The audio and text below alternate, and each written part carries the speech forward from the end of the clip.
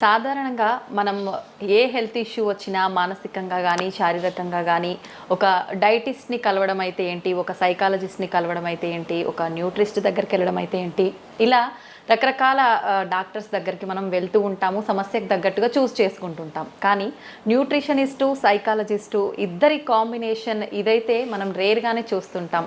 ఆ rare combination person ఎవరైతే ఉన్నారో ఇప్పుడు దానికి సంబంధించిన మేడం నాతో పాటు ఉన్నారు. ఆ మేడం ఎవరంటే న్యూట్రిషనిస్ట్ శ్రీదేవి గారు. ఇప్పుడు మేడంతో మాట్లాడి మనం మంచి మంచి విషయాల గురించి తెలుసుకుందాం.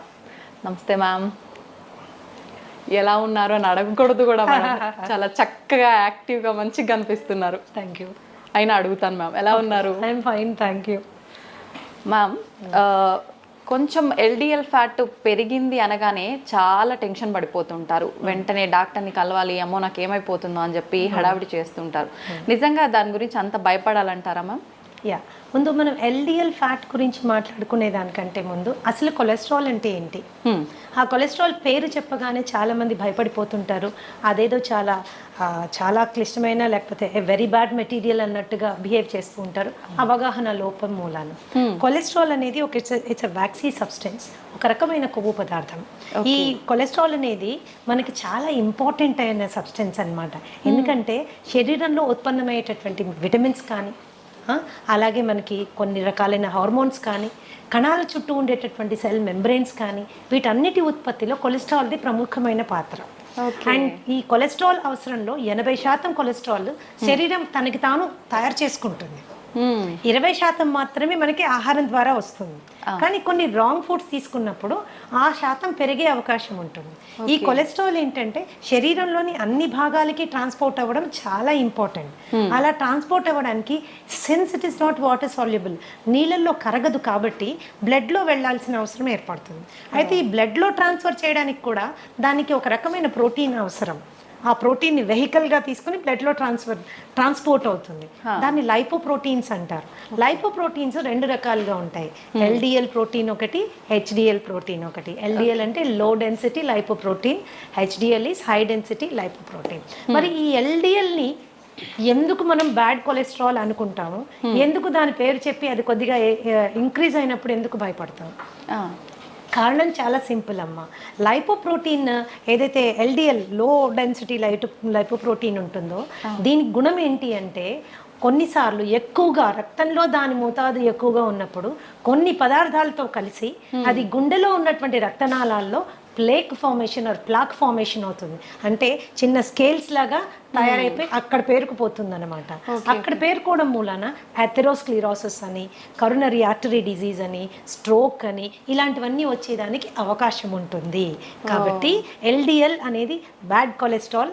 అది కనుక మనకి పెరిగినట్లయితే గుండె సంబంధిత వ్యాధులు వచ్చేదానికి చాలా అవకాశం ఉంటుంది. కాబట్టి దాని గురించి తప్పనిసరిగా కేర్ తీసుకోవాల్సిన అవసరం ఉంది. కేర్ తీసుకోవాలి కానీ భయపడాల్సిన అవసరం ఏమీ లేదు. ఎందుకంటే ఇవన్నీ ఆహారం మూలాన వచ్చినవి. ఎల్డిఎల్ అనేది పెరిగింది మన ఆహారం మూలాన వచ్చింది. ఆహారంతోనే సెట్ చేసుకోవచ్చు. దానికి ప్రత్యేకంగా మెడిసిన్ నేను ప్రపోజ్ చేయను. ఎందుకంటే because I'm A therapeutic nutritionist. మేము ఆహారం ద్వారా దాదాపు 80 రకాల జబ్బుల్ని హ్యాండిల్ చేస్తాము, 30 రకాల ఇన్ఫెక్షన్స్ని హ్యాండిల్ చేస్తాము, 12 రకాల క్యాన్సర్స్ని హ్యాండిల్ చేస్తాము, ఇంక్లూడింగ్ అడిక్షన్స్. దాదాపు 15-20 రకాల అడిక్షన్స్, ఫోబియాస్, ఇవన్నీ కూడా మేము ఆహారం ద్వారా హ్యాండిల్ చేస్తాం వితౌట్ మెడిసిన్, వితౌట్ మెడికేషన్. ఎందుకు అంటే నాకున్న ప్రత్యేకత ఏంటి అంటే ఐఎమ్ ఏ సైకోసోమాటిక్ హీలర్ అనమాట. మనిషికి ఉన్న మనస్సుకి శరీరానికి 2 రకాల రుగ్మతల్ని కూడా ఆహారం ద్వారా మనం సాల్వ్ చేస్తాము. So it is not a problem at all. LDL పెరగడం అస్సలు మంచిది కాదు. పెరిగిందన్న సందర్భంలో ఆహారపు అలవాట్లలో మనకి ఏవి డిఫెక్టివ్ అలవాట్లు ఏమున్నాయి అని చూసుకుని వాటిని సరిదిద్దుకుంటే ఈజీగా తక్కువైపోతుంది. 8 నుంచి 10 వారాల్లో ఈజీగా నార్మల్ లెవెల్కి వచ్చేస్తుంది. అయితే పెరిగితే అనుకున్నాం కదా మేడం, అసలు ఎంత మోతాదు ఉండాలి, దానికి మించి ఎంత పెరిగితే పెరిగినట్టు? అడల్ట్స్కి ఎల్డిఎల్ 100 వరకు ఉండడము లిమిటేషన్. సో 125 to 140 వరకు ఇట్స్ అ వార్నింగ్ సిగ్నల్, మనం జాగ్రత్త తీసుకోవాలి. 140 దాటితే మాత్రము it is a serious warning signal that can lead to lot of problems.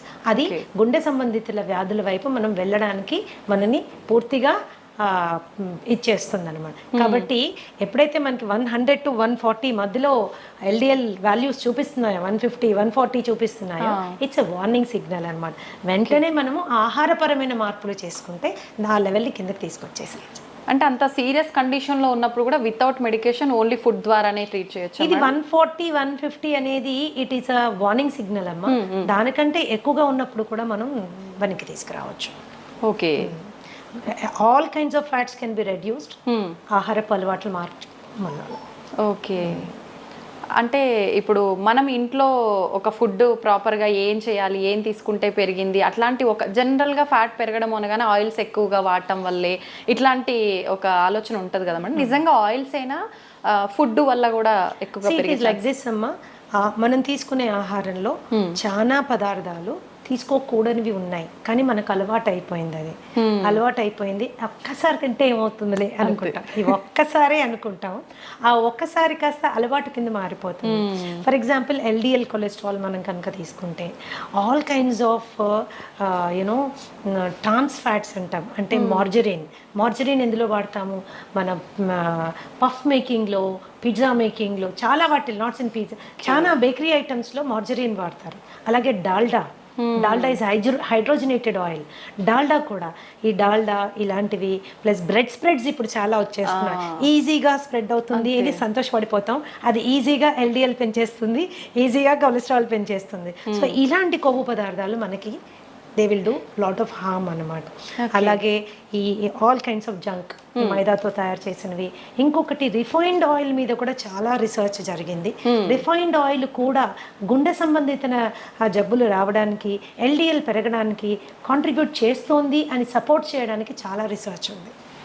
చాలా రీసెర్చ్ ఉంది. ఎప్పటి వరకైతే మనము గానుగు నూనెల మీద మనము వంట చేసుకుంటే అలవాటు ఉండిందో అంతవరకు గుండె సంబంధిత జబ్బుల సంఖ్య ఎస్పెషల్లీ ఇన్ ఇండియా చాలా తక్కువగా ఉండేది.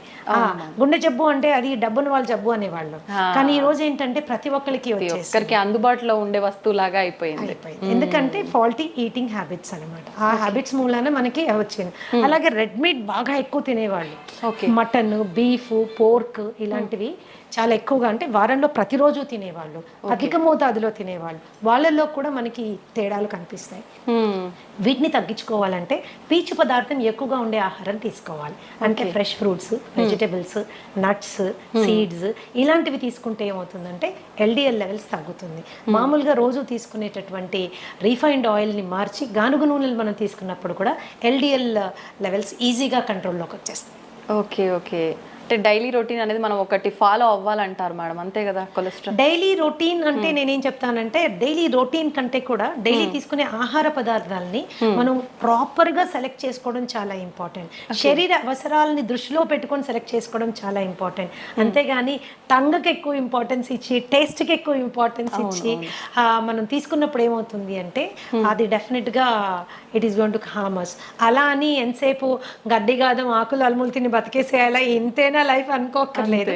టేస్టీగా ఫుడ్ చేసుకుంటూ ఇంట్లో చేసుకుంటూ తినచ్చు. ఎప్పుడైనా ఒకసారి నెలకో 2 నెలలకో మీరు ఒకసారి ఏదైనా తిన్నప్పుడు శరీరం అడ్జస్ట్ చేసుకుంటుంది. It is very smart. Okay, కానీ రోజు దాన్ని అలవాటు చేసుకుంటే మాత్రం చాలా కష్టం. కొన్ని మార్పులు తెచ్చుకోవాలి. ఓకే, అయితే మేడం చెడు కొలెస్ట్రాల్ పెరగకుండా ఉండాలంటే మనం ఫుడ్ ఇలాంటివి తీసుకోవాలి. HDL బ్యాలెన్స్డ్గా ఉండాలి అని అంటే ప్రత్యేకించి ఏమైనా ఫుడ్స్ మెయింటైన్ చేయాలంటారా డైలీ లైఫ్ స్టైల్లో? ఇప్పుడు HDL అంటే high density lipoprotein. High density lipoprotein good cholesterol అంటారు. ఎందుకు గుడ్ అంటారు అని తెలుసుకోవడం ఫస్ట్ ఇంపార్టెంట్. ఎందుకంటే ఈ కొలెస్ట్రాల్ యొక్క ప్రాముఖ్యత చాలా ఎక్కువగా ఉంది. అది శరీరంలో మొత్తం అన్ని భాగాలకి వెళ్ళడానికి, రక్తం ద్వారా వెళ్ళడానికి ఈ లైపోప్రోటీన్ మనకి పనికొస్తుంది. అయితే అక్కడక్కడ అవసరానికి మించి కొలెస్ట్రాల్ డిపాజిట్ అయినప్పుడు ఈ HDL యొక్క ప్రత్యేకత ఏంటి అంటే శరీరంలో అన్ని భాగాల్లో ఎక్స్ట్రాగా డిపాజిట్ అయిన కొలెస్ట్రాల్ అంతా తీసుకొని వచ్చి లివర్కి తీసుకెళ్ళిపోతుంది. ఎప్పుడైతే లివర్కి తీసుకెళ్తుందో అక్కడ అది డిఫ్యూజ్ చేసి పడేస్తుంది, క్లియర్ చేసి పడేస్తుంది. సో అది గుండెకి వెళ్ళి అక్కడ మళ్ళీ వేరే సబ్స్టెన్స్తో కంబైన్ అయ్యి అక్కడ ప్లాక్ ఫామ్ అవ్వడానికి అవకాశం లేదు. కాబట్టి గుండె భద్రత కోసం ఈ పర్టికులర్ లైపోప్రోటీన్ చాలా బాగా పనిచేస్తుంది, క్లీన్ చేసేస్తుంది అనమాట. గుండె వరకు కొలెస్ట్రాల్ని వెళ్ళనివ్వదు అనమాట. అందుకని it is called good cholesterol. Good cholesterol. So మనం రోజు తీసుకునే ఆహారాల్లో మనకి చక్కటి కొలెస్ట్రాల్ ఇచ్చే ఆహారాలు చాలా ఉన్నాయి. సో వాటిని మనం ఇంక్లూడ్ చేసుకోవడం. So I always profess an inclusive kind of diet. మనం ఏమేమి తినాలి అనే దాని మీద ఎక్కువగా ఫోకస్ చేయాలి. ఏమేమి తినకూడదు అనేది అది సెకండరీ అన్నమాట. ఏవేవి ఇంపార్టెంట్. అలానే హెల్త్ ఈజ్ నాట్ డిస్టేస్ట్ఫుల్ అమ్మ, హెల్త్ ఈజ్ టేస్టీ. మనం చేసుకునే పద్ధతిని బట్టి ఆధారపడి ఉంటుంది. హెచ్డిఎల్ మనం హెచ్డిఎల్ కొలెస్ట్రాల్ మనకు పెరగాలి అంటే there is the humble avocado. Avocado is one of the best sources for HDL cholesterol. Okay, అలాగే నీకు నట్స్ ఉన్నాయి, సీడ్స్ ఉన్నాయి, వాల్నట్స్ ఉన్నాయి, ఇవన్నీ కూడా మనకి చాలా. అలాగే ఆవు నెయ్యి బ్రహ్మాండంగా హెచ్డిఎల్ పెరుగుతుంది. అది కూడా నాటావు నెయ్యి. నాటావు నెయ్యి బ్రహ్మాండమైనటువంటి గుణాలు కలిగి ఉంటుంది. ధృతం అంటారు దాన్ని. మాకు ఒక్కొక్కసారి ఒక సత్సంగంలో ఉన్నప్పుడు గురువుగారు చెప్పారు, పాతకాలంలో ధృతం అంటే ఏంటి అంటే చనిపోయిన వాళ్ళలో కూడా ప్రాణ ప్రతిష్ఠ చేయగలిగినటువంటి అద్భుతమైన గుణం కలిగింది అని అర్థమట. మరి అది నిజమో కాదో నాకు తెలియదు, కానీ ఆయన చెప్పిన విషయం నాకు చాలా నచ్చింది. ఇంకో మాట కూడా ఏం చెప్పారంటే ఆస్తులు అమ్ముకైనా ధృతం కొనుక్కొని దాంతో తినాలన్నారు. అంటే నెయ్యికి ఉన్నటువంటి ప్రాముఖ్యత అది. కొద్ది కాలం ఏంటంటే నెయ్యి తింటే లావైపోతారు, నెయ్యి తింటే కొలెస్ట్రాల్ వస్తుంది. ఇది చాలా తప్పమ్మా. ఎస్పెషల్గా మనం ఇంట్లో ఆవు పాలు కొనుక్కొని చేసుకునే నెయ్యి అతి శ్రేష్టం. రీసెంట్గా ఒక రీసెర్చ్ నేను I would like to share with you. చపాతీలు పూరీలు మనని డయాబెటీస్ వైపు నొట్టి పడేస్తున్నాయి అన్నది అందరికీ తెలుసు. ఈవెన్ పుల్కా కావచ్చు, చపాతి, గోధుమ పిండి. అయితే అదే గోధుమ పిండి చేసిన రొట్టె మీద నెయ్యి రాసుకుని తింటే మాత్రము కొద్దిగా దాని గ్లూకోజ్ లెవెల్స్ తక్కువగా వస్తున్నాయి అన్నది లేటెస్ట్ రీసెర్చ్. అంటే నెయ్యికున్న ప్రాముఖ్యత అలాంటిది అనమాట. మనం ఇంట్లో తయారు చేసుకునే వెన్నపూస, మజ్జిగ జల్లికి వచ్చే వెన్నపూస, లేకపోతే మనం ఇంట్లో తయారు చేసుకునే నెయ్యి, ఇవన్నీ చాలా they are very good fats అనమాట. హెచ్డిఎల్ లెవెల్ పెరగడానికి చాలా చాలా బాగా పనిచేస్తాయి. సో ఇట్లా మనము కొద్దిగా అవగాహన పెంచుకుంటే అంత లైఫ్లో పెద్దగా కాంప్రమైజ్ అవ్వాల్సింది ఏమీ లేదు. అంత కాంప్రమైజ్ అవ్వాల్సింది ఏమీ లేదు. చిన్న చేంజెస్ మాత్రమే, చాయిసెస్లో చిన్న చేంజ్ చేసుకోవాలి. ఏది మనకి కావాలి, ఏది మనకి వద్దు, ఈ చిన్న చేంజెస్ చేసుకుంటే కొలెస్ట్రాల్ ఇబ్బందే కాదు అసలు. ఎంత సింపుల్ గా చెప్పేస్తున్నారు మా అందరికి. అది ఒక పెద్ద భూతద్దంలో పెట్టి చూస్తున్నట్టు.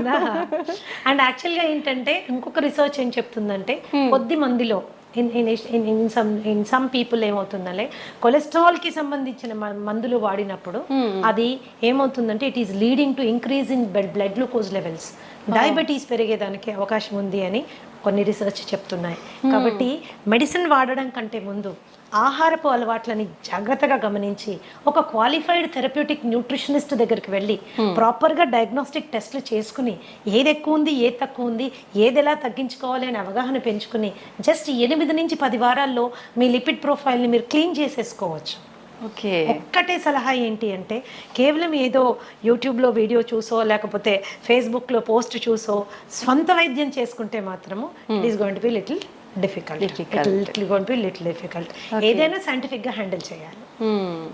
మ్యామ్, నెయ్యి విషయానికి వస్తే మీరు ఇందాక నెయ్యి గురించి చెప్పారు కాబట్టి చాలా మంది నెయ్యి ఫుడ్తో కాకుండా డైరెక్ట్ స్పూన్తో తింటూ ఉంటారు. అట్లా తీసుకోవడం మంచిదే అంటే తాగుతూ ఉంటారు. ఎందుకంటే ఆవు నెయ్యిలో ఉండేటటువంటి గుణం ఏంటి ఉందంటే ఇట్ ఈస్ అది డైజెస్ట్ అయ్యాక మనకి బ్యూట్రిక్ యాసిడ్ ఫామ్ అవుతుంది. అందరికీ తెలుసుకోవాల్సిన విషయం ఏంటంటే మన మొత్తం మాయల పకీరు ప్రాణం చిలకలో ఉన్నట్టు మనిషి యొక్క ఆరోగ్య రహస్యం అంటే మానసిక ఆరోగ్యం కానీ శారీరక ఆరోగ్యం కానీ మన పొట్టలో పేగుల్లో ఉందన్నమాట. ఈ పేగుల్ని గట్ అంటారు. ఈ గట్లో 4300 రకాలైనటువంటి సూక్ష్మక్రిములు ఉన్నాయి. దీంట్లో మంచివి ఉన్నాయి, చెడ్డవి ఉన్నాయి. మంచివి ఎప్పుడు కూడా అధిక సంఖ్యలో ఉండడం మన ఆరోగ్యానికి చిహ్నం అన్నమాట. మంచివి పెంచడానికి అవసరమైనటువంటి తైలం నెయ్యి. సో నెయ్యి మీరు కూరల్లో వేసుకొని చేసుకోవచ్చు, అన్నంలో మొదటి ముద్దలో వేసుకొని తినచ్చు, గోరువెచ్చని నీళ్ళల్లో కలుపుకొని తాగొచ్చు, ఏదన్నా చేయొచ్చు. ఈ అన్ని రూపాల్లో మీరు తీసుకునే నెయ్యి మీ గట్ హెల్త్కి చాలా ఉపయోగపడుతుంది. ఆ నెయ్యి మరి ఎలాంటి నెయ్యి తీసుకోవాలి, that is an important question. Okay, ఆ నాటావు నెయ్యి అతి శ్రేష్టం.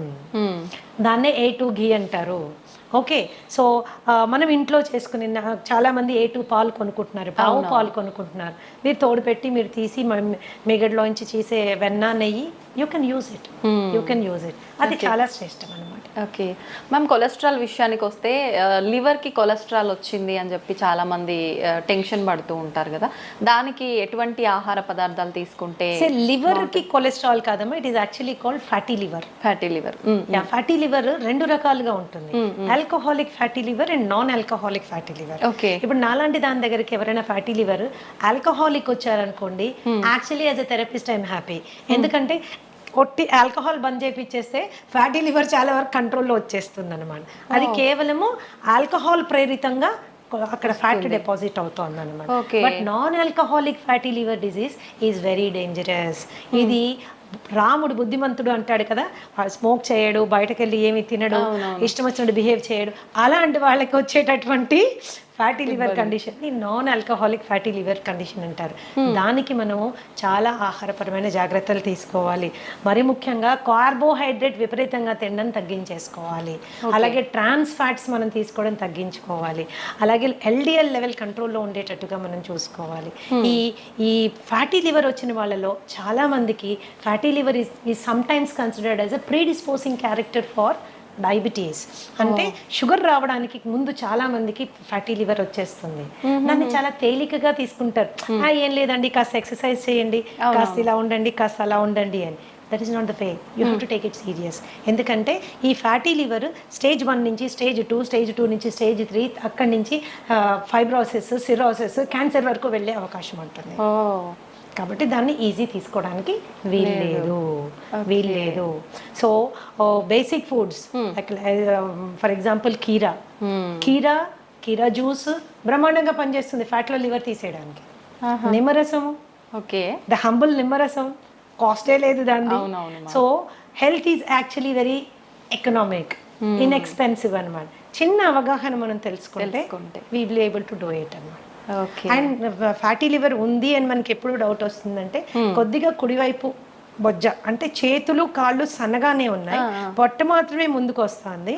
ఎస్పెషల్లీ కుడివైపు మనం చెయ్యి వేసుకునేలా అంటే కొద్దిగా గట్టిగా కూడా తగులుతోంది అంటే వెంటనే వెళ్ళి ఒకసారి ఫ్యాటీ లివర్ చెక్ చేసుకోవడం చాలా చాలా ఇంపార్టెంట్. డయాబెటీస్ వచ్చింది అనుకుంటే కూడా వచ్చిన డయాబెటీస్ డిటెక్ట్ అయిన తర్వాత కంపల్సరీ ఫ్యాటీ లివర్ వెళ్ళి చెక్ చేసుకోవడం చాలా ఇంపార్టెంట్. ఏ స్టేజ్లో ఉంది, దట్ ఈస్ ఇంపార్టెంట్. దాన్ని కూడా తగ్గించుకుంటూ వెళ్ళాలి మనం, దట్ ఈస్ ఇంపార్టెంట్. ఇది కూడా మోతాదు ఏమైనా ఉంటుందా మ్యామ్, పర్సంటేజ్ ఫ్యాటీ లివర్? అట్లా కాదంటే మీరు అల్ట్రాసౌండ్ అబ్డామెన్ కి వెళ్ళినప్పుడు వాళ్ళు చెక్ చేసి మీకు గ్రేడ్ చెప్పేస్తారు.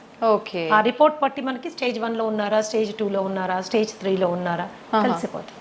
Okay okay ma'am, dairy products విషయానికి వస్తే ఏవి తీసుకోవాలి, ఏవి తీసుకోకూడదు? నిజంగా కొంతమంది చెప్తుంటారు డైరీ ప్రొడక్ట్స్ స్కిప్ చేయడమే మంచిది, ఇప్పుడు అన్నిట్లో హార్మోన్కి సంబంధించిన ఇంజెక్షన్లు ఇలాంటివన్నీ వస్తున్నాయి కాబట్టి అని. నిజంగా ఏవి తీసుకుంటే బాగుంటుంది మ్యామ్? నేను గతంలో కూడా చాలాసార్లు చెప్పానమ్మా. చాలా మంది వాదనకి కూడా దిగుతారు. మన తాతలు, తండ్రులు, ముత్తాతలు అందరూ పాలు తాగారు, ఇప్పుడు మీరు ఎందుకు చెప్తున్నారు పాలు తాగకూడదని?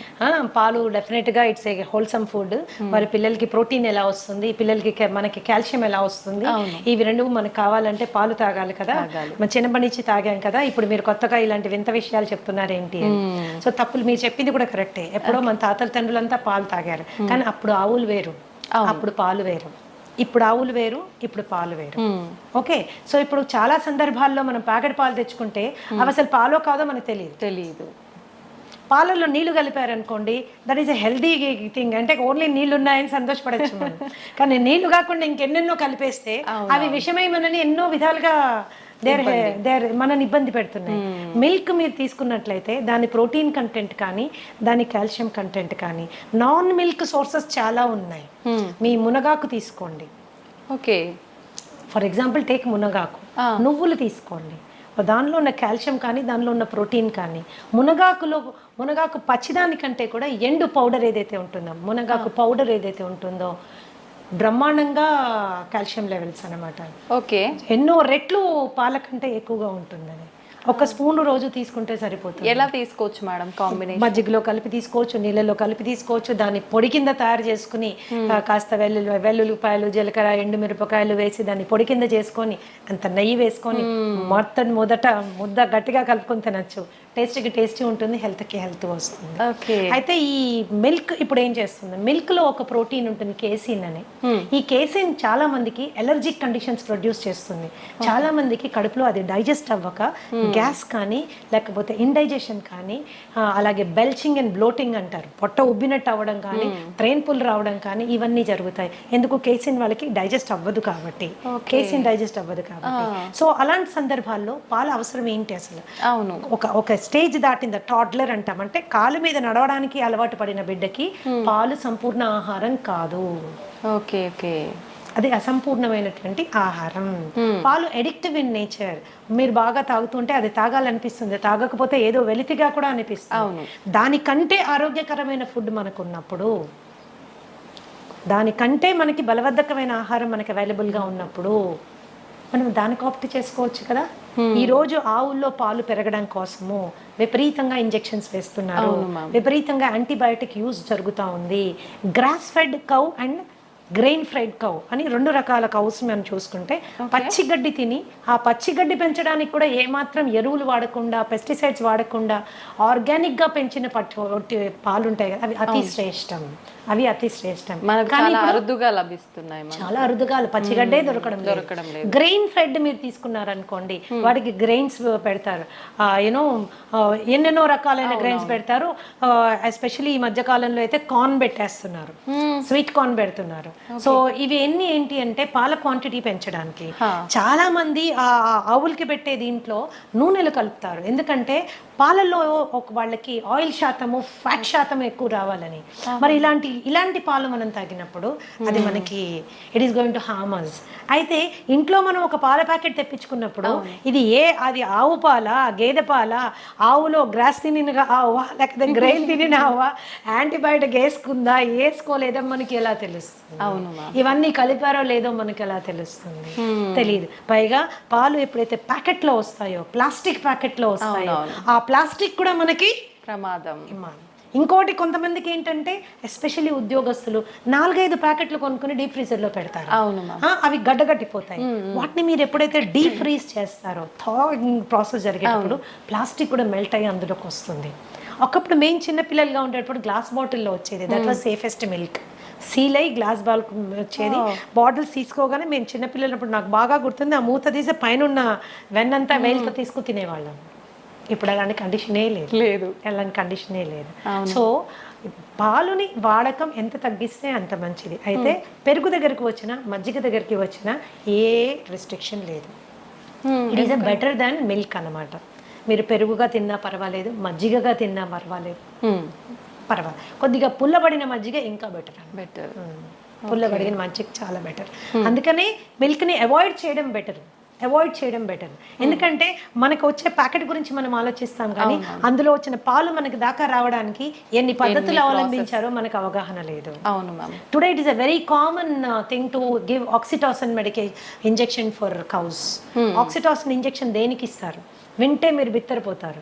పాల పొదుగులోంచి పాలు పిండేటప్పుడు ఈజీగా పాలు బయటికి రావడం కోసము ఆ ఇంజెక్షన్ ఇస్తారు. మనకు కూడా ఆక్సిటాసిన్ ఇంజెక్షన్స్ ఇస్తుంటారు. మనం ఎప్పుడు యూస్ చేస్తారో తెలుసా మీకు? డెలివరీలో బిడ్డ ఈజీగా బయటికి రావడానికి కోసం యూస్ చేసేటటువంటి ఇంజెక్షన్ ఆక్సిటాసిన్ అన్నమాట. కండరాలు లూజ్ అయ్యి బిడ్డ ఈజీగా బయటికి రావడానికి. యానిమల్స్ కి కూడా ఆక్సిటాసిన్ ఇంజెక్షన్ దానికోసమే ఇస్తారనమాట. బట్ దేనికి వాడుతున్నాం ఈరోజు? ఈజీగా, అంటే అది పిండడానికి కూడా మనకు ఓపిక లేదనమాట. దాని బిడ్డను తాగనివ్వడం లేదు మనము, దాని బిడ్డ నోటికాడ పాలు మనం గుంజుకుంటున్నాం. అది కూడా ఈజీగా రావడం కోసం కెమికల్ ఇంజెక్షన్స్ ఇస్తున్నాం. మరి ఇలాంటి పాలు తాగడం అవసరమా? అక్కర్లేదని చెప్పాలి ma'am. So it's dairy and ఆవు మీద జరుగుతున్నటువంటి ఘోరాల గురించి అది డిఫరెంట్ స్టోరీ. దాని గురించి మాట్లాడుకుంటే పాలు చూస్తే కూడా భయపడిపోతాం అన్నట్టు. అమ్మో బాబాయ్, ఇంత కష్టమైంది, పాలు మనకు అవసరమైంది. That is as simple as that. పాల కంటే బలబద్ధమైన ఆహారం చాలా చాలా ఉంది. You can go towards it. అవి తీసుకోవచ్చు. ఆల్టర్నేట్ మిల్క్స్ కూడా ఉన్నాయి. మీ బాదం మిల్క్, తర్వాత ఈ కోకోనట్ మిల్క్, దాని తర్వాత యూ హ్యావ్ కాజు మిల్క్, రాగి మిల్క్, జొన్న పాలు, మిల్లెట్ పాలు, ఇలా మనకు చాలా ఉన్నాయి విచ్ ఆర్ మోర్ న్యూట్రిషియస్. పాలు దేనికి తాగెత్తున్నామో ఆ న్యూట్రిషన్ ఇవ్వగలిగినవి, ఇంకా ఎక్కువ శాతంలో ఇవ్వగలిగిన పాలు మనకు చాలా ఉన్నాయి. ఓకే. ఇంకా కొంతమంది అడుగుతూ ఉంటారు నన్ను, మేడం పాల ప్యాకెట్లో పాలు తీసుకోమంటారా, లేకపోతే టెట్రా ప్యాక్ తీసుకుంటే ఏమైనా ప్రాబ్లం వస్తుందా? టెట్రా ప్యాక్ మీద చాలా హెవీ రీసెర్చ్ జరిగిందమ్మా. టెట్రా ప్యాక్ లో పాలు రీసెర్చ్ చేసినప్పుడు, ఫ్రెష్ మిల్క్ చేసినప్పుడు డెఫినెట్ గా టెట్రా ప్యాక్ లో ఉన్న పాలలో పోషక విలువలు తక్కువ ఉంటాయి అనేది నిర్వివాదాస్పదం. You don't have to discuss about it, it is clear. ఎందుకు అలాగా? పాలు అవి పాస్చరైజ్ చేస్తారు అండ్ హోమోజినైజ్ చేస్తారు. హోమోజినైజ్డ్ అండ్ పాస్చరైజ్డ్ మిల్క్ ఎప్పుడైతే హీట్ చేసి కూల్ చేస్తారో దాంట్లో పోషక విలువలు తక్కువైపోతాయి. కాకపోతే టెట్రా ప్యాక్ లో మీరు తీసుకున్నప్పుడు ఏంటంటే హైజీన్ అండ్ శానిటేషన్ ఎక్కువ, ఇన్ఫెక్షన్ కాజింగ్ జర్మ్స్ కానీ అది మనకి ఉండదు. పైగా ఏమీ అడిటివ్స్ యాడ్ చేయరు దాంట్లో, ఏమీ దాన్ని ప్రిజర్వ్ చేయడానికి ఏమీ బయట నుంచి యాడ్ చేయరు. సో పోషక విలువల ఫ్రెష్ మిల్క్ కంటే కొంచెం తక్కువైనా అది సేఫ్ మిల్క్ కాబట్టి టెట్రా ప్యాక్ లో మిల్క్ వాడుతూ ఉంటారు.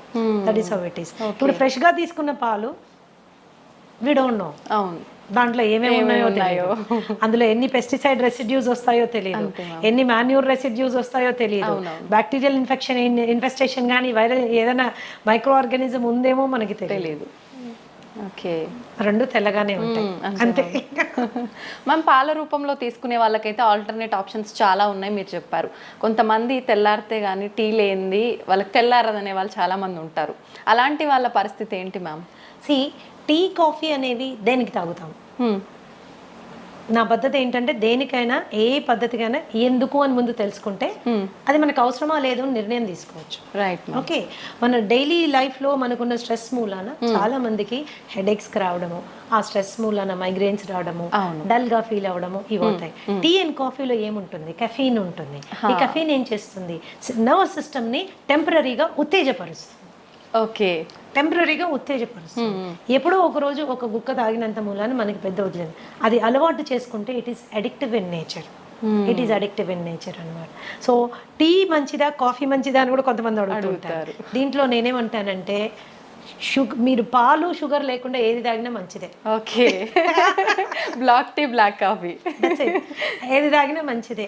ఇంకా మీరు బ్లాక్ టీని చాలా లైట్ గా చేసుకొని దాంట్లో కొద్దిగా నిమ్మరసం యాడ్ చేసుకొని కొన్ని నానబెట్టిన సబ్జా గింజలు వేసుకొని దాంట్లో కొద్దిగా ఒక 2 or 3 leaves ఆఫ్ మింట్ అంటే మన పుదీనా కట్ చేసి వేసుకొని తాగండి, అద్భుతంగా ఎంజాయ్ చేస్తారు. And maybe 1 or 2 times tea తాగడమే ఇంపార్టెంట్ అనుకుంటే బ్రహ్మాండమైన ఆరోగ్యం ఇచ్చే అద్భుతమైనటువంటి పోషక విలువలు ఉండేవి బొచ్చడని టీస్ ఉన్నాయి. For example green tea is the best tea. Green tea అంటే డిప్ టీ కాదండి. గ్రీన్ టీ ఆకులు తెచ్చుకోవాలి, ఒక చిన్న ఇన్ఫ్యూజర్ కొనుక్కోండి.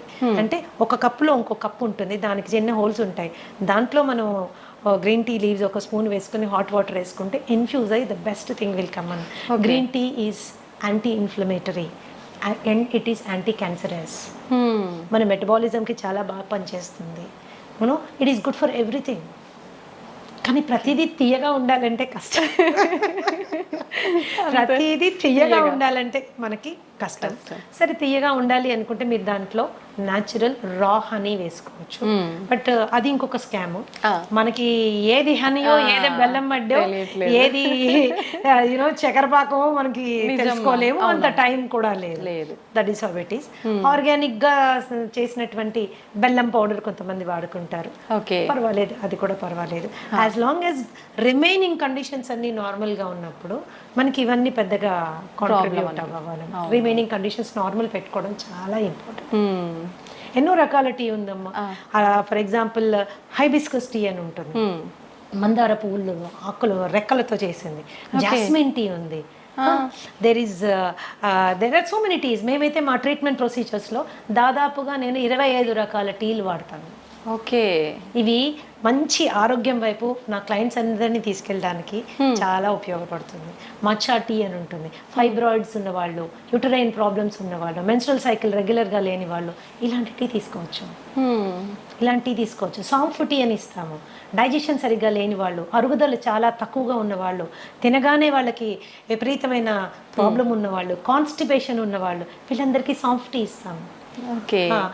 లైక్ ఆస్తమా, బ్రీదింగ్ ప్రాబ్లమ్స్ ఉన్నాయి అండ్ డైజెషన్ ఇష్యూస్ ఉన్నాయి, ఇలాంటి వాళ్ళకి జింజర్ టీ ఇస్తాము. అలాగే ఆకుల టీ తీసుకున్నారంటే అది పెద్ద టాపిక్ అన్న. దాదాపుగా 100 రకాల టీస్ గురించి మనం మాట్లాడుకోవచ్చు. అవి మనకి ఎంత చీపు, ఎంత హెల్త్ ఇస్తాయి అన్న దాని మీద క్లియర్గా డిస్కస్ చేసుకోవచ్చు అనమాట. So general coffee and tea కంటే కూడా మీరు ఇలాంటి కైండ్ ఆఫ్ వాటిని అలవాటు చేసుకుంటే అదేదో వెచ్చగా తాగాలి అనే ఒక కోరిక తీరుతుంది, హెల్త్ కూడా ఎఫెక్ట్ అవ్వదు. 1-2 సార్లు టీ తాగితే ప్రాణ నష్టం ఏమీ లేదమ్మా, అదే పనిగా తాగితేనే. తాగటం వల్ల ఓకే.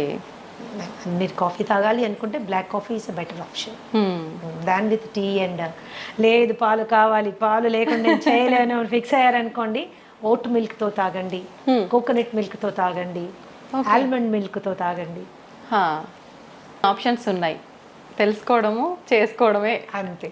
ఓకే, ఖచ్చితంగా మనం ముందు ముందు వీడియోలో టీస్ గురించి కూడా టాపిక్ చేసుకుందాం మ్యామ్. ఓకే మ్యామ్, మీరు అన్ని రకాల హెల్త్ ఇష్యూస్కి 80 దగ్గర చెప్పారు. హెల్త్ ఇష్యూస్కి ఓన్లీ ఫుడ్ తోటే ట్రీట్ చేస్తుంటాము అని చెప్పి. డయాబెటీస్కి కూడా అలానేనా మేడం? డయాబెటీస్ వచ్చిన వాళ్ళు ఖచ్చితంగా లైఫ్ లాంగ్ మెడిసిన్ వాడాల్సిందే అని అంటుంటారు కదా, దానికి కూడా ఫుడ్ ద్వారా తగ్గించవచ్చు అంటారా? యాక్చువల్గా మనం చాలా అందరు చూసే వ్యూవర్స్ కూడా గమనించాల్సింది ఏంటంటే, డయాబెటీస్ రావడానికి 2 ప్రధానమైన కారణాలు. ఒకటి ఫాల్టీ ఈటింగ్ హ్యాబిట్స్, సరైన ఆహారపు అలవాట్లు లేకపోవడం. ఓకే. 2 మనసులోను కలిగేటటువంటి భావాలని, భావోద్వేగాలని మన శరీరం పైన ఇన్ఫ్లుయెన్స్ పెట్టేంతగా పెంచి పోషించుకోవడం, కంట్రోల్ చేసుకోవడానికి సరైన అవగాహన పెంచుకోకపోవడం. ఓకే, ఇవి 2 విషయాలు. అంటే ఒకప్పుడు స్ట్రెస్ అంటే ఏంటమ్మా, stress is a necessary evil of life. దాన్ని ఫ్లైట్ ఆర్ ఫైట్ ఇమోషన్ అనేవాళ్ళు. అంటే కొన్ని వేల సంవత్సరాల క్రితం ఈ శరీరం ఫస్ట్ టైం ఫామ్ అయినప్పుడు మనకు ఒకటే స్ట్రెస్ ఉండేది. అదేంటి, ఏదైనా యానిమల్ వచ్చి మనం చంపేసేది, లేదా మనం ఏదైనా యానిమల్ చంపి తినేసేవాళ్ళం. ఇదే స్ట్రెస్. ఇంతకు మించి ఇంకేం స్ట్రెస్ లేదు. ఆ స్ట్రెస్ సిచ్యువేషన్ వచ్చినప్పుడు ఏమయ్యేది, శరీరంలో ఉన్నటువంటి శక్తి అంతా చేతుల్లోకి కాళ్ళల్లోకి వచ్చేసేది. ఎందుకు, చేతులతో కొట్లాడాలి, కాళ్ళతో పరిగెత్తేది పోవాలి. ఈ 2 మనకి కావాల్సినటువంటి సందర్భం ఉండేది. కానీ ఇప్పుడేంటి, జీవితంలో అందరూ లయన్స్ టైగర్లే. బాస్ ఒక లయన్ టైగరే, భార్య ఒక లయన్ టైగరే, భర్త కూడా లయన్ టైగరే, ఆఖరికి పనమ్మాయి కూడా లయన్ టైగరే. సో వీళ్ళందరూ కలిసి మనకి ఎన్నో రకాలైన స్ట్రెస్ క్రియేట్ చేస్తున్నారు.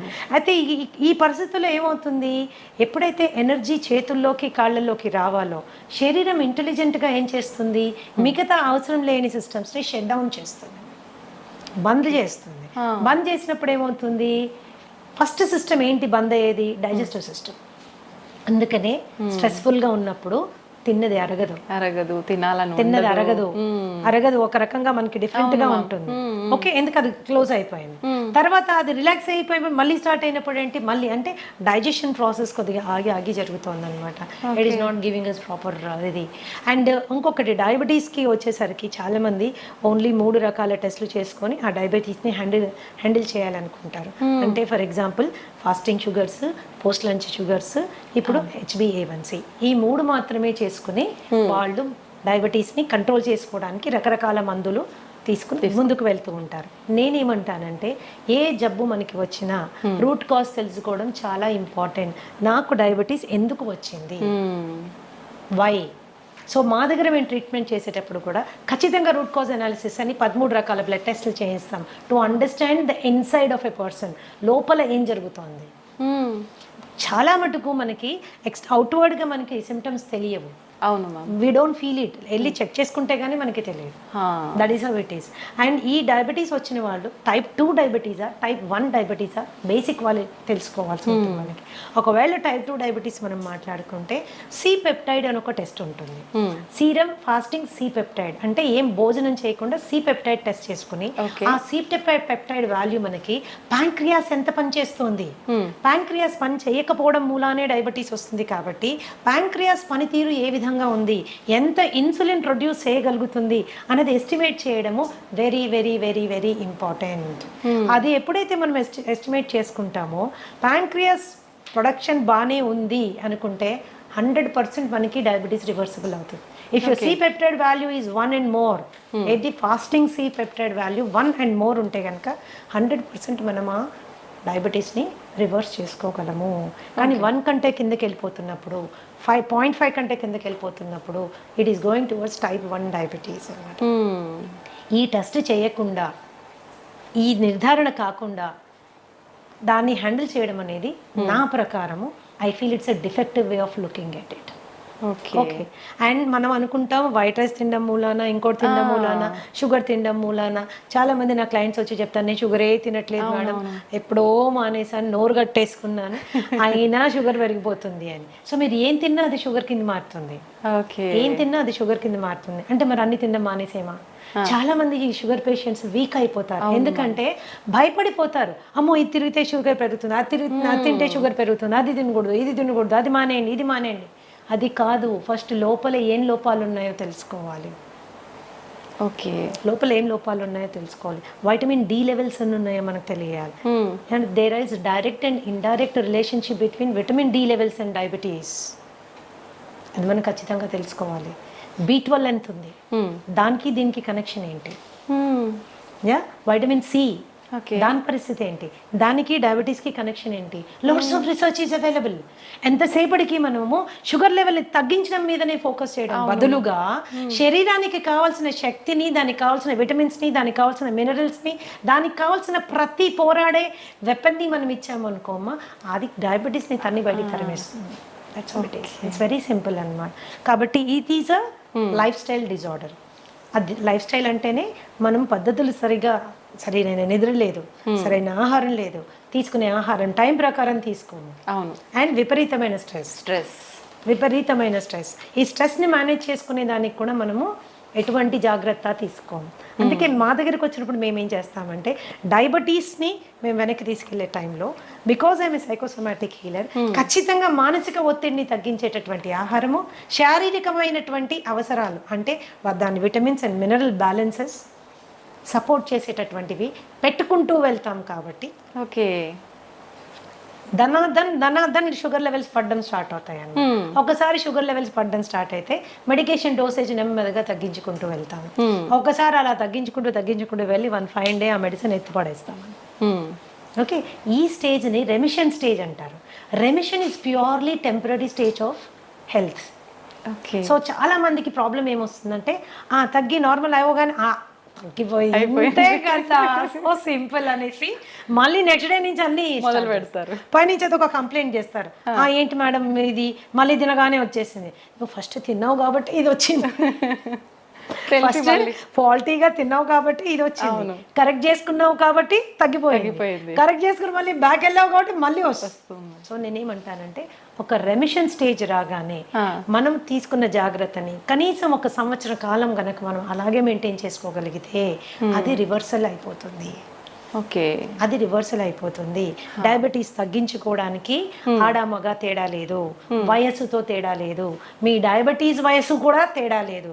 అది 20 ఏళ్ళ నుంచి ఉంది, 15 ఏళ్ళ నుంచి ఉంది, 30 ఏళ్ళ నుంచి ఉంది, నేను టాబ్లెట్లు వేసుకుంటున్నాను, ఇన్సులిన్ వేసుకుంటున్నాను, ఏ దాన్నైనా మనం వెనక్కి పట్టుకెళ్ళచ్చు.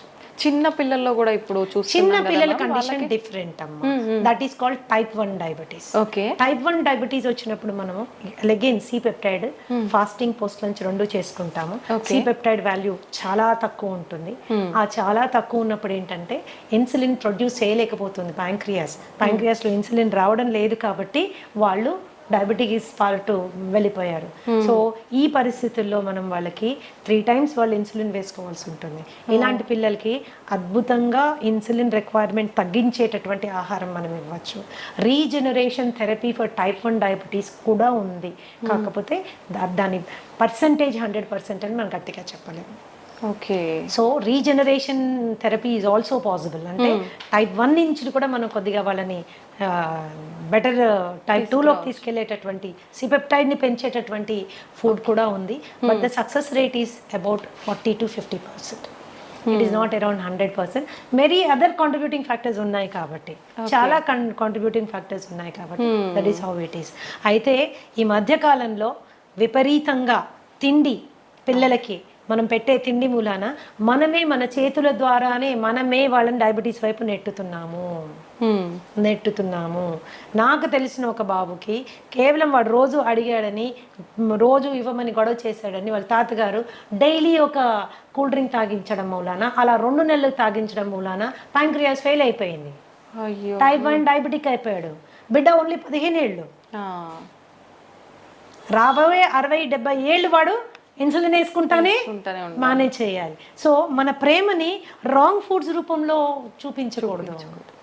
ఎప్పుడో నెలలో ఒకరోజు తాగాడు ఏం జరగదు, కానీ రోజు తాగితే వాడి రక్తనాళాలు తెరిచి విషం పోసినట్టే లెక్క. Junk food is like that. And రీసెంట్గా మా దగ్గర వచ్చిన ఒక బాబు, హీస్ 21 years old, అండ్ ఇంట్లో ఎవరికి డయాబెటీస్ లేదు, ఇంట్లో నుంచే బాక్స్ తీసుకెళ్తాడు, తల్లిదండ్రులు అన్నీ చేసి జాగ్రత్త చూసుకుంటాడు. అయినా రావడమే 500 షుగర్ వచ్చేసింది. ఏంటి అని ఎంత అడిగినా చెప్పలేదు.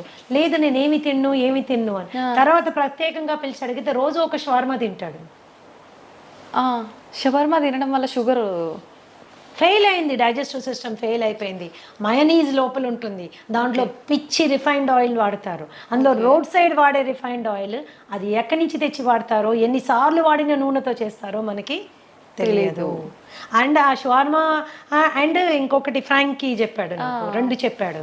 ఫ్రాంకీ మైదా రొట్టెలో మళ్ళీ కాల్చిన మాంసం అన్ని పెడతారు దాంట్లో. సో టేస్ట్ చాలా బాగుంటుంది, నేను కాదన్నాను. కానీ దాన్ని రోజు తినడం మూలాన దట్ ఈస్ అ కేస్. ఈ రోజు మేము ఎంతో స్ట్రగుల్ అవుతున్నాం. ఆ కేసుని టైప్ 1 అయిపోయాడు, ప్యాంక్రియాస్ ఫెయిల్ అయిపోయింది. That is how it is. So ఈ చిన్నవి ఫ్యాన్సీస్ మనం వాటిని సాటిస్ఫై చేయడము ఇంపార్టెంట్ అని ఎప్పుడు అనుకోకూడదు. ఫుడ్ విషయంలో ఇట్స్ రియల్లీ వెరీ ఇంపార్టెంట్. బయట మరి ఎందుకు బ్యాన్ చేయాలి? వన్ ఆఫ్ ద స్టూడెంట్, ఒక చిన్న బాబు, ఎందుకు బ్యాన్ చేయరు కూల్ డ్రింక్ అని నన్ను అడిగాడు అనమాట. ఈ కూల్ డ్రింక్ మూల నాకు డయాబెటీస్ వచ్చింది కదా, దీన్ని ఎందుకు గవర్నమెంట్ బ్యాన్ చేయరు అంటే అది మన ఏరియా ఆఫ్ వర్క్ కాదు. ఏదైనా కూడా ఆహారం అనేది మితంగా తీసుకుంటే ఔషధంలా పనిచేస్తుంది, అమితంగా తీసుకుంటే విషమై మన ప్రాణాన్ని కబళిస్తుంది. Decision is in our hands. ఒకళ్ళు చెప్తే వచ్చేది కాదు, ఆ నిర్ణయం మనం తీసుకోవాలి. మన బిడ్డలు కూడా అటువంటి చక్కటి విచక్షణ జ్ఞానంతో ముందుకెళ్ళాలంటే ఆ అవగాహన మనం కల్పించాలి. That's very important. అవును మ్యామ్, నిజంగా. మ్యామ్, మన గట్ ఫ్రీగా ఉండేటట్టుగా చూసుకుంటే మనకు చాలా రకాల ఆరోగ్య సమస్యలు రాకుండా ఉంటాయని చెప్తూ ఉంటారు. నిజంగా గట్ ఫ్రీగా ఉండాలంటే ఎటువంటి ఆహార పదార్థాలు తీసుకోవాలి? Gut is a very big subject అమ్మా. I will tell you, it's a very big subject. గట్లో మనకు ఉండేటటువంటి 4300 రకాలైన సూక్ష్మ క్రిములు ఎప్పుడు కూడా మంచివి చెడ్డవి ఒక బ్యాలెన్స్లో ఉండాలి. ఆ బ్యాలెన్స్ అవుట్ అయితే గట్ డిస్బయోసిస్ అంటారు. ఓకే, అండ్ ఈ గట్కి బ్రెయిన్కి ఉన్న యాక్సెస్ డిస్టర్బ్ అవుతుంది. Brain is the coordinator for the entire body and gut controls the brain. Brain మన శరీరాన్ని ఆపరేషన్స్ని కంట్రోల్ చేస్తే మన గట్ మన బ్రెయిన్ని కంట్రోల్ చేస్తుంది. Okay, that is very very important. అప్పుడు మనం దాన్ని ఎంత హెల్తీగా ఉంచాలి? సో మనం తినే ఆహారము చెడు బ్యాక్టీరియాని చంపే విధంగా ఉండాలి, మంచి క్రిముల్ని పెంచే విధంగా ఉండాలి. సో దాని ఆహారం యొక్క ప్రధాన లక్షణం ఏంటంటే మంచి బ్యాక్టీరియాని పెంచుతూ చెడు బ్యాక్టీరియాని చంపుతూ ఉన్నటువంటి ఆహారం తీసుకుంటే సహజంగా అది చాలా తేలికగా అరిగిపోతుంది, తిన్నది కంప్లీట్గా డైజెస్ట్ అవుతుంది, అండ్ టైంకి రెపరెప ఆకలేస్తుంది, పడుకుంటే నిద్ర వస్తుంది, పొద్దున్నుంచి రాత్రి ఒక చక్కటి మూడ్లో ఉంటాము, మంచి ఎనర్జీతో ఉంటాము. This is because our gut is happy. So all the మనం తీసుకునే ఫుడ్స్ ఏవేవైతే చెడు బ్యాక్టీరియల్ గ్రోత్కి ప్రమోట్ చేస్తాయో అవి చాలా హ్యావక్ క్రియేట్ చేస్తాయి మన పొట్టలో. సో బ్లోటింగ్, బెల్చింగ్, ఇండైజెషన్, తర్వాత కాన్స్టిపేషన్ మూలాన పైల్స్, హెమరాయిడ్స్, లేకపోతే వెరీ హార్డ్ స్టూల్ రావడము, ఇవన్నీ ఏం చేస్తాయంటే మనకి డైజెషన్ అంటే తినాలంటే భయపడే వాళ్ళు చాలా మంది ఉంటారు. పైగా హెల్త్ కరెక్ట్ అంటే హైజీన్ కరెక్ట్గా ఫాలో కాకపోతే హెచ్ పైలోరీ లాంటి బ్యాక్టీరియల్ ఇన్ఫెక్షన్స్ వస్తే జీవితాంతం మనం ఆ మందులు వేసుకుంటూ ఉంటారు. మేమైతే డయట్ ద్వారా హెచ్ పైలోరీ కానీ, ఐబిఎస్ కానీ, ఐబిడి కానీ చాలా సమర్థవంతంగా హ్యాండిల్ చేసే బ్రహ్మాండమైన ఫుడ్స్ ఉన్నాయమ్మా. అది ఎవరు బయట కొనుక్కోక్కర్లేదు.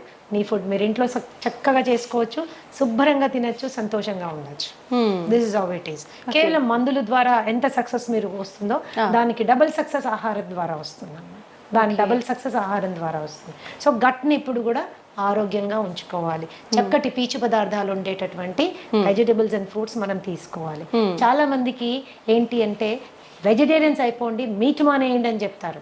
చికెన్ మటన్ తినబాకండి, పొట్టంతా గడబడైపోతుంది, వేస్ట్ అని. నేనేం చెప్తానంటే ఆహారపు అలవాట్లు మనసుకి బాగా నచ్చిన ఫుడ్ని టక్కన మానేస్తే ఆత్మారాముడు బాధపడతాడు. ఎక్కడో ఫీల్ అవుతాం మనం, ఏంటి లైఫ్, ఏమి తినలేము, నాకు నచ్చిన చికెన్ తినలేకపోతున్నాను, నాకు నచ్చింది అది తినలేకపోతున్నాను, ఏంటి ఇట్లా, అసలు లైఫ్ బేసిక్ ఫుడ్స్ అవి. అప్పుడు ఏంటంటే they are upset about it. When they are upset nothing can be set. When you're upset nothing can be set అని, అంతా డిస్టర్బ్డ్ గానే ఉంటుంది. సో చికెన్ మటన్ లాంటివి తినేటప్పుడు కూడా దాని కాంబినేషన్స్ మంచి ఫైబర్ ఫుడ్ తో కాంబినేషన్ చేసుకుని మీరు తిన్నప్పుడు ఎటువంటి ఇబ్బంది రాదు, ఈజీగా డైజెస్ట్ అవుతుందని. So easy digestion is very important. Easy digestion అంటే ఓన్లీ పెరుగన్నం కాదండి, you can eat everything in life. So మంచి వెజిటబుల్స్, ఎగ్స్, పెరుగు, తర్వాత you can have all these things అనమాట. అండ్ పీచు పదార్థం అనగానే అన్నీ ఏవో పిల్లలకి గ్రీన్ ఆకులు చూడగానే చిరాకు వస్తుంది, ఇప్పుడు ఈ గడ్డి తినాలా అని. సో అలా కాదు. So you can go for everything, all kinds of కాంబినేషన్స్లో మనం వెళ్ళొచ్చు.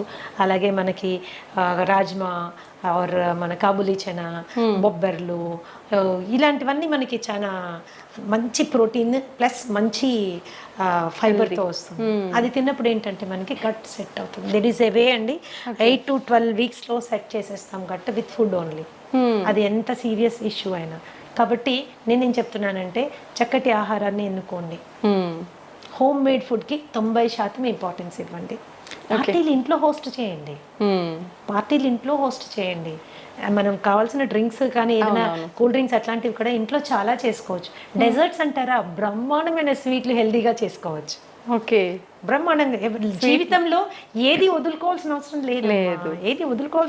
లేదు, ఎంజాయ్మెంట్ ఇన్ రైట్ వే చేసుకుంటే నీ గట్ని gut is the starting point for all diseases. దాదాపుగా 200 రకాలైనటువంటి జబ్బులు ఇక్కడి నుంచి స్టార్ట్ అవుతాయి. సో దీన్ని జాగ్రత్త పెట్టుకోవడం మనకి చాలా ఇంపార్టెంట్. ఏం ఫుడ్స్ ఉన్నాయి, ఎలా తినాలి, that is how it is. ఎప్పుడన్నా ఒకరోజు అంటే మేడం మమ్మల్ని హోటల్కే వెళ్ళొద్దంటారా, నేను ఒక్కసారి కూడా బిర్యానీ తినద్దా, ఇంకా నేను ఎందుకు అందులో హైదరాబాద్లో ఉండి నన్ను బిర్యానీ తినద్దంటారా అంటే, ఓఎస్ తినండి తప్పకుండా, ఎందుకు మానేస్తారు, అలా మానేయమని చెప్పట్లేదు. కానీ దానికి మీ పొట్టని మిమ్మల్ని ప్రిపేర్ చేసుకోండి. Go to A place where biryani is done with ghee and not with Dalda. ఇంట్లో మీ ఆవిడకి బిర్యానీ చేయడం నేర్పించండి, కానీ ఇంట్లో చేస్తే మనకు నచ్చదు కదా. సో మీరు అలా తిన్నప్పుడు ముందు రోజు వెనక రోజు కూడా there are certain things you have to follow so that you can balance your. ఇందాక చెప్పాను, ఇప్పుడు చెప్తాను, మళ్ళీ కూడా చెప్తానమ్మా, ఎప్పుడో 2-3 నెలలకు ఒకసారి చేసింది మనకి అది బాడీ ఎఫెక్ట్ అవ్వదు. కానీ డైలీ అదే పనిగా యంగ్స్టర్స్, నాకు తెలుసు చాలా మంది ఐటీ ఎంప్లాయీస్ వస్తారు నా దగ్గరికి, ఏంటమ్మా ఎవరు వంట చేస్తారంటే స్విగ్గీ పేరు, జొమాటో పేరు చెప్తాను. So everyday it is and online food. And కాబట్టి ఏమవుతుందంటే అది కన్వీనియన్సే కానీ కంఫర్ట్ కాదు, హెల్త్ అంతకంటే కాదు. Very definitely expensive. కాబట్టి కొద్దిగా వంట చేసుకోవడం అనేది ఇప్పుడు అవుట్ ఆఫ్ ఫ్యాషన్ అయిపోయింది మా, ఆ ఫ్యాషన్ మళ్ళీ మనం క్రియేట్ చేయాలి. దట్ ఈస్ రియల్లీ ఇంపార్టెంట్ అన్నమాట. ఎందుకంటే వంట అనేది కేవలం హెల్త్ ఒక్కటే ఇవ్వదు, మనుషుల మధ్యలో అనుబంధాలు, బంధాలు, ప్రేమలు అన్ని పెరుగుతాయి. ఈ రోజు కూడా నీకు మీ అమ్మ చేసే ఆ పలానా వంట అని ఎందుకు గుర్తుంటుంది అంటే ఇంగ్రీడియంట్స్ అన్ని సేమే, ఆమె ప్రేమ అందులో ఉంటుంది, అంత ప్రేమగా చేసి నీకు నోట్లో పెడుతుంది, నువ్వు వెళ్ళినప్పుడు నీకు అది కావాలని అడుగుతుంది. అవన్నీ బంధాలు పెంచుతాయి. స్విగ్గీ జొమాటోలో తెప్పించి పెడితే it won't create a feeling, it won't create a relationship. లేని రోగాలు తీసుకొచ్చిస్తున్నట్టే మ్యామ్. ఇంకా ప్రేమ కంటే ఇంగ్రీడియంట్స్ మనకు తెలియదు. టేస్టీగా ఉండొచ్చు, నేను అసలు కాదన్న, డెఫినెట్ గా టేస్టీగా ఉండొచ్చు, బట్ ఇంగ్రీడియంట్ మీద మనకి కంట్రోల్ లేదు. So that is how it is. Ma'am food ఎలా చేస్తున్నాము, ఏం తింటున్నాము, ఇది ఒక ఎత్తు అయితే ఏ టైంకి తింటున్నాం అనేది కూడా ఇంకొకటి, దాని గురించి చెప్పండి మ్యామ్. ఒకటిమా, ఏ టైంకి తింటున్నామో, ఎన్నిసార్లు తింటున్నామో, these are 2 very important things everybody should understand.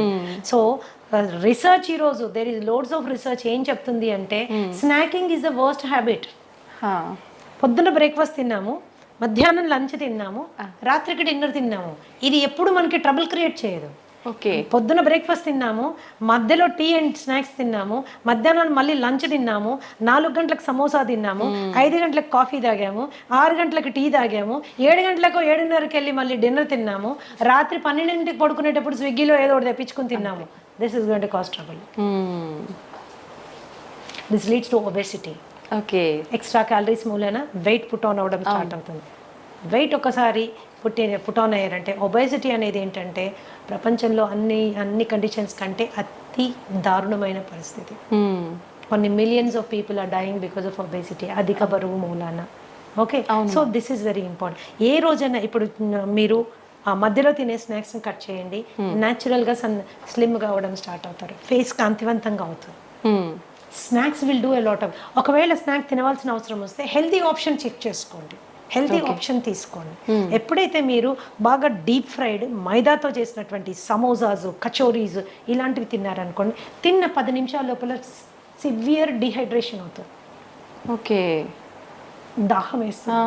ఆ దాహం వేయగానే మనం ఏం చేస్తాం, కూల్ డ్రింక్ తాగుతాం. ఈ కూల్ డ్రింక్ తాగితే ఏమవుతుంది, బొచ్చడంత sugar will go into your blood stream.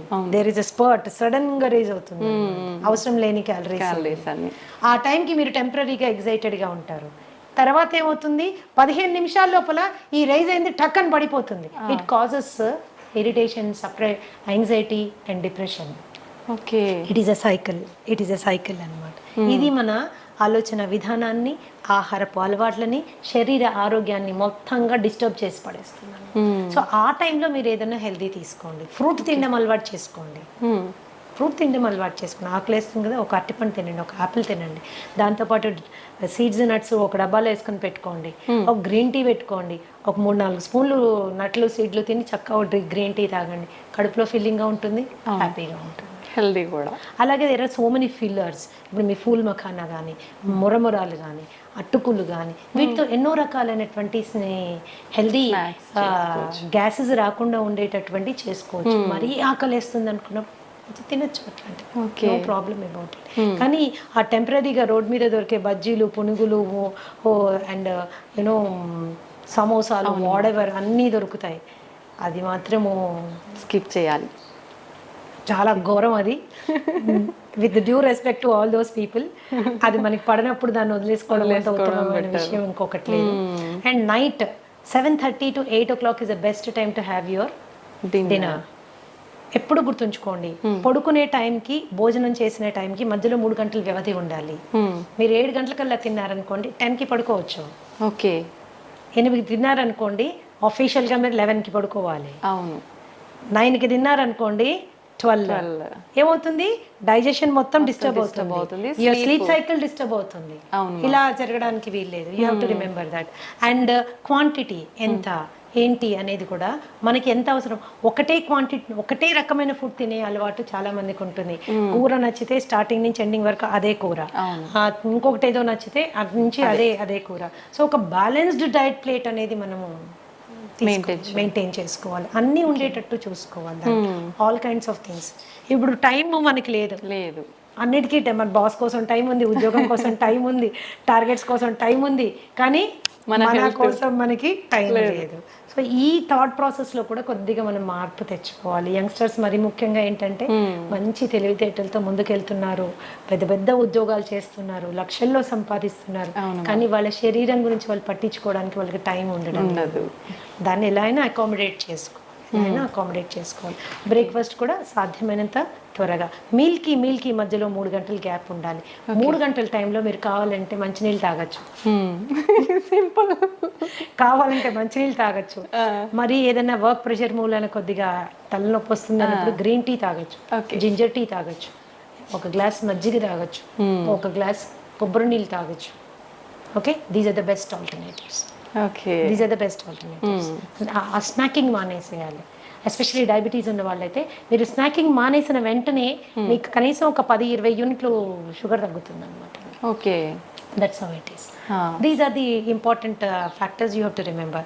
ఎప్పుడు బ్రేక్ఫాస్ట్ చక్కగా హెవీగా తీసుకోండి, దానికంటే కొద్దిగా తక్కువగా లంచ్, లైట్గా డిన్నర్. ఓకే లైట్గా dinner so that you don't store all that on to your self. And తినగానే పడుకోవడము, తినగానే అరగంటలోనే నడిచేస్తుంటారు, అలా చేయకండి ప్లీజ్. 1.5 hour గ్యాప్ వచ్చాక కానీ మీరు నడవడానికి వీల్లేదు. Oh that is how it is. So ఇవి బేసిక్ మీల్ పీరియడ్స్ మీరు అండ్ మీకు నచ్చిన విధంగా మీరు తీసుకోవచ్చు. ఒక జనరల్ హెల్త్ ఫార్ములా చెప్తాను, ఒక general health formula which is good for everybody. So మనము ఇండియన్స్ ఏంటంటే especially south Indians starch oriented అంటే కార్బ్ ఓరియంటెడ్ డయట్లో మనం ఉంటాము. ఇప్పుడు మనకు అంతా రిఫైన్డ్ అండ్ పాలిష్డ్ ఫుడ్ కాబట్టి అది చాలా వరకు not doing lot of harm కాబట్టి ఒక చిన్న రేషియోలో మనం ఆహారం తయారు చేసుకోవచ్చు. ఏంటది? 20% ఫుడ్ కార్బోహైడ్రేట్. మీరు అందులో అన్నం తింటారో, ఒక పులక తింటారో, లేకపోతే ఒక జొన్న రొట్టె తింటారో, మీరు ఏం తింటారో ఒక 20% నుంచి 25% వరకు కార్బ్స్ వచ్చేటట్టు తినండి. అలాగే 30 నుంచి 35% వరకు please go for protein. Okay, గుడ్లు, పన్నీరు, తోఫు, చికెన్, తర్వాత మటన్ కూడా తీసుకోవచ్చు. మనం అంటే ఎవ్రీడే కాదు, జనరల్గా చెప్తున్నాను. అన్నీ ఇలా మీరు తీసుకోవచ్చు. అండ్ అట్లీస్ట్ 40% ఎనర్జీ కొవ్వులోంచి వచ్చేటట్టుగా మీరు డైట్ని మోడిఫై చేసుకుంటే, నెయ్యిలోంచి, కోకోనట్ ఆయిల్లోంచి, అవకాడోస్లోంచి, ఎస్ మనం తీసుకునే నట్స్ అండ్ సీడ్స్లోంచి మనకి ఎనర్జీ వచ్చేటట్టు పెట్టుకుంటే ఏమవుతుంది? It will balance your metabolism అనమాట. And especially lifestyle disorders like you know BP కానీ, షుగర్ కానీ, ఇలాంటివి, థైరాయిడ్ కానీ, ఇలాంటివి రాకుండా మనము సేఫ్ గార్డ్ చేసుకోవచ్చు. ఎప్పుడు కూడా 0 కార్బోహైడ్రేట్ డైట్ ఎవరు తినకూడదు. ఓకే, ఎందుకంటే నర్వస్ సిస్టమ్కి కావాల్సిన ఎనర్జీ అంతా కార్బోహైడ్రేట్. ఓకే, నర్వస్ సిస్టమ్ కావాల్సినంత ఎనర్జీ కార్బోహైడ్రేట్. మీరు అసలు కార్బోహైడ్రేటే లేదనుకోండి, దెబ్బతింటుంది. That's going to cause lot of harm అన్నమాట. 0 కార్బోహైడ్రేట్ డైట్ ఎప్పుడు తీసుకోవద్దు. చాలా మంది చేసేస్తుంటారు, డైట్ అన్ని మానేస్తారు, ఉట్టి వెజిటబుల్స్ మాత్రమే. అందులో కూడా కొద్దిగా కార్బోహైడ్రేట్ ఉంటుంది, కానీ మనకు కావాల్సింది సరిపోదు అది.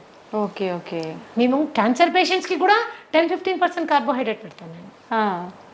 ఓకే, బికాస్ నర్వస్ సిస్టమ్ మనము మేనేజ్ చేయాలి, బ్లాక్అవుట్ అయిపోతాం లేకపోతే. ఓకే, ప్రోటీన్ కూడా విపరీతం ప్రోటీన్ తీసుకోకండి. 1/2 కిలో చికెను, 1/2 కిలో మటను, లేకపోతే ఒక డజన్ గుడ్లు, కొన్ని డైట్స్ నేను విన్నాను. ఇవేమవుతుందంటే మనకుండే కిడ్నీ ఎంత ఇంత, దాని మీద ఎంత లోడ్ వేసింది కిడ్నీ ప్రోటీన్, దాని ప్రోటీన్ ఫిల్ట్రేషన్ ఎక్కడ జరుగుతుంది? కిడ్నీలో జరుగుతుంది. లోడ్ వేయబాకండి. పీస్ఫుల్గా మీ డయట్లో 30-35% మీరు ప్రోటీన్ పెట్టుకోండి. మిగతా అదంతా ఎనర్జీ ఫ్యాట్లో వచ్చేటట్టు పెట్టుకోండి. కనీసం 40 నిమిషాలు ఏదన్నా మీరు జీవితాంతం చేయగలిగిన ఎక్సర్సైజ్ చేయండి. Any exercise which you can do always, అలాంటి ఎక్సర్సైజ్ చేయండి. సాధ్యమైనంత వరకు ప్రశాంతంగా ఉండే ప్రయత్నం చేయండి. That's how it is. It is a simple formula for health అన్నమాట. ఓకే, నిజంగా చాలా సంతోషం మ్యామ్. ప్రతి ఒక్కరికి కూడా మనము ఫుడ్ చేంజ్ చేసుకొని ఒక బ్యాలెన్స్ డైట్ మెయింటైన్ చేస్తే హెల్తీగా ఉంటాము అనే ఐడియా ఉంటుంది. బట్ అసలు ఏం తీసుకోవాలి, ఎలా తీసుకోవాలి, ఎంత మోతాదులో తీసుకోవాలి, ఇది ఒక పెద్ద సమస్య మ్యామ్. నిజంగా మీరు ఎంత క్లియర్గా, అంటే ఎంత మాకు వద్దు అనుకునే వాళ్ళు కూడా కూర్చొని విని బ్యాలెన్స్ అది ఫాలో అయ్యే విధంగా చెప్తారు మ్యామ్. చేసుకోవాలి. That is how it is. Thank you ma'am, thank you very much. నమస్తే మ్యామ్.